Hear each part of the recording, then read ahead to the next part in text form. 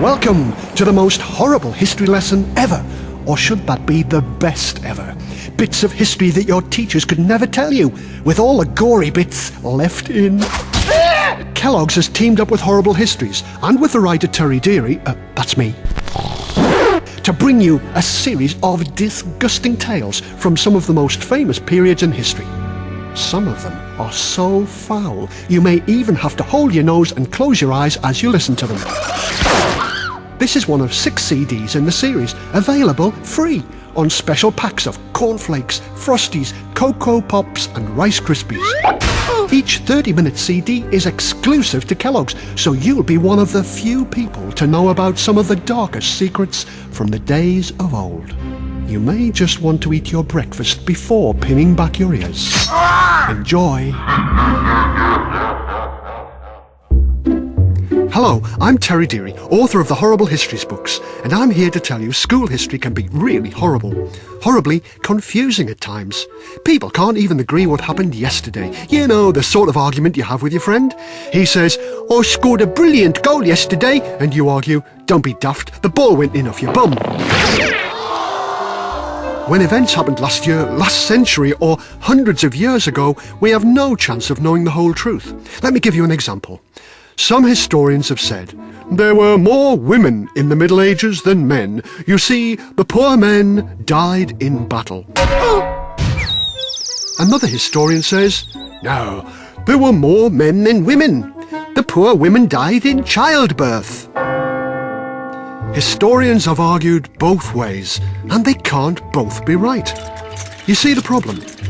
They can't even agree what the Middle Ages are. Some say they run from 500 AD to 1500, some say they start in 1066 and end in 1485. And that's what we are going for, because we only have half an hour. Here's another example. Queen Isabeau was described as a tall, short woman who was dark and fair. The French peasants were starving and they were well fed. They were smelly people who had a bath every day. Who can you believe? No one. Your school books will probably give you one side of the story. Knights were brave and noble warriors. They were called Sir. Horrible Histories will give you the other side. Knights were ignorant, vicious bullies, which is probably why we call teachers Sir. Listen to the facts and make up your own mind. In the Middle Ages, the people didn't have horrible history books, so they could be pretty ignorant. They were superstitious. Some of the stories they believed were little more than fairy tales. Take the story of Queen Fenella in Scotland. It's a horrible history story, but do you believe every word? Once upon a time, there was a beautiful queen, and her name was Queen Fenella. Fenella was lovely, but she was ever so sad, because her dear son, Malcolm, had died. She cried and cried, but that did no good. So in the end, she decided to find out how Malcolm had died. They say she was a little bit of a witch, but a good witch.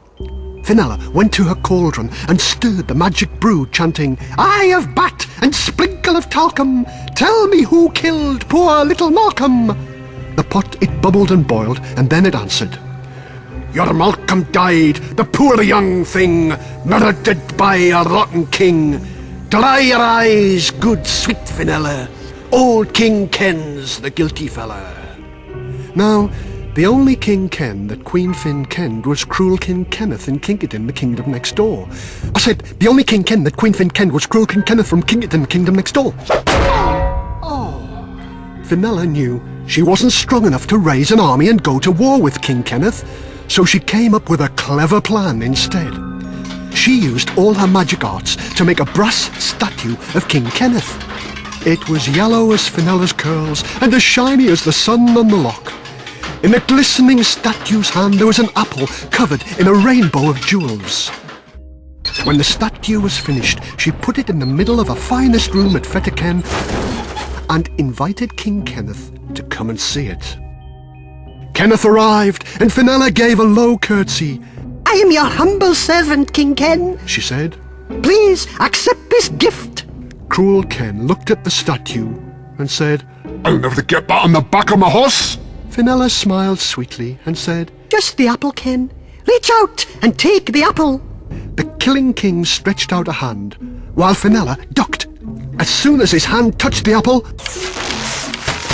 a dozen hidden crossbows in the walls fired poisoned arrows into his body. "It was a trick," Ken cried as he died.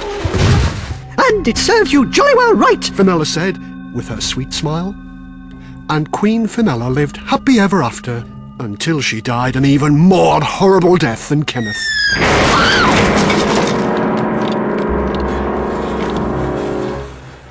The end.